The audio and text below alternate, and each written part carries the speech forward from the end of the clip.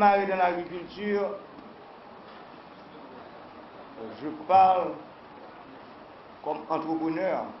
J'ai démarré à 24 ans. Ça fait 24 ans depuis que je souffre. Jusqu'à présent, président de la République, les changements tardent à venir. Après, je dirais, 28 jours de pouvoir, je comprends bien, pour ne pas dire, je comprends le problème de ce secteur. Les hommes et les femmes sont là, les terres sont là.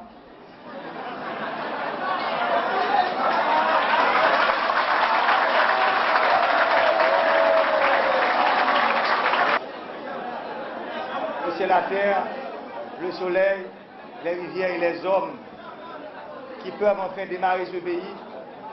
C'est un développement endogène. Haïti n'est pas pauvre. Nous sommes pauvres à travers notre mentalité. Nous sommes pauvres à travers notre comportement. Nous sommes pauvres parce que nous sommes des résiliés. Aujourd'hui, président de la République, chef d'État, je veux que la jeunesse de mon pays ne soit plus dans cette catégorie. Je veux avoir des universitaires dignes de ce nom. En Haïti, nous avons près de 40 fermes, je dirais des fermes fermées, depuis plus de 30 ans. Mon usine dans le nord-ouest est voisine d'une ferme du ministère de l'Agriculture. Il y en a 40 comme ça à travers le pays. Elles sont toutes fermées, je veux dire. La construction de la faculté d'agronomie, qui est une priorité pour moi aussi.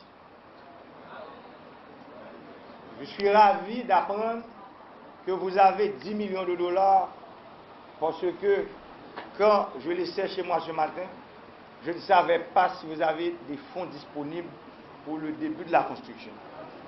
Je vous dis, dans le budget rectificatif de la République, je vais demander à mon staff et au gouvernement à venir de mettre les 4 millions de dollars manquants cette année.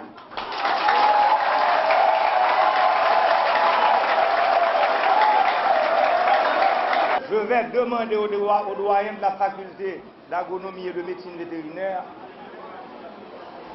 de venir au palais avec la firme de construction pour lui dire que moi-même, Jovenel Moïse, président de la République, je vais toujours plus vite.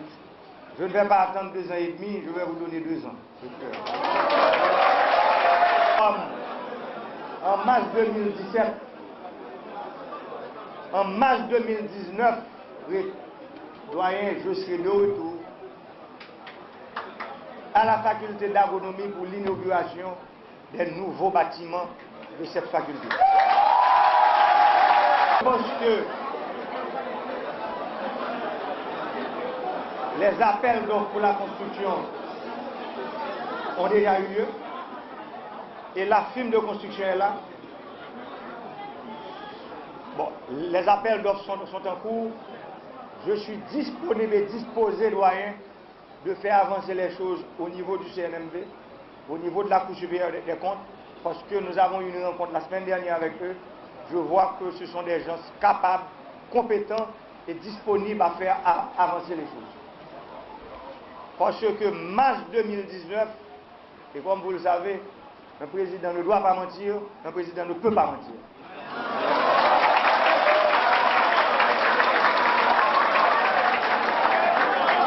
J'aime dire dans la campagne, moi, l'homme t'a parlé de programme pour Corée étudiant.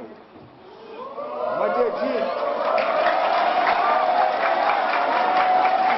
ma portée innovation dans le programme Corée étudiant, que je vais changer pour le nom pour le programme Crédit étudiant. Je vais le formaliser pour que pour le formaliser pour que jamais, jamais, on administration politique pas qu'à craser le programme ça. Pour le formaliser pour l'entrer dans le budget national là, pour que l'argent, crédit étudiant. Là, je dis crédit pour nous comprendre, c'est pour l'argent nous allons le remettre pendant nous étudier. Non. Son l'argent nous pour nous remettre dans une diplômée et son temps qui pas nuit nous. Mais qui pour permettre que nous ayons comme dans poche nous tout le temps comme étudiants. Demander, nous travaillons avec le gouverneur Banque Centrale là déjà. Mais demander cabinet privé. Premier ministre qui va venir, que demander sénateur, député, avec toute humilité, sagesse, demander vote, confiance pour la politique générale, pour nous gagner un gouvernement tout de suite. Parce que sans gouvernement, budget rectificatif là, nous ne sommes pas capables de gagner. Mais dans le budget rectificatif, ça, loi sous crédit, le supposé, Parlement supposé, d'ici peut-être la fin du mois d'avril, ben nous votons ça. Parce que ça partie de loi ça, qui pour permettre que le bureau crédit monte et crédit étudiant vienne en réalité, depuis pour gagner un papier baccalauréat, deuxième partie dans le monde qu'on y a, nous connaissons seul examen, pour gagner un papier philosophe. Il y a des critères prédéfinis qui peuvent rien la donne, qui permettent que ça dépend de monde qui fait. Qui gros note, c'est les gens qui va le servir en rang. Et les gens qui gagnent dans l'université, ils ont même des priorités. Qui pour permettre que l'étude ne pas dépendre de capacité financière et économique, mais la dépend de capacité intellectuelle.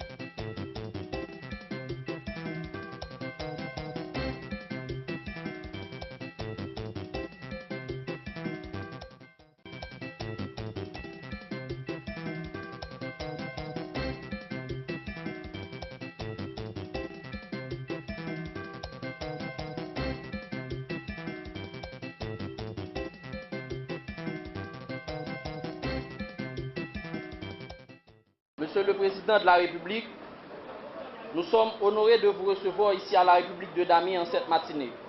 En tant que futur ingénieur agronome, nous vous remercions surtout d'avoir fait de l'agriculture l'une de vos priorités, étant le secteur clé du développement de l'économie du pays.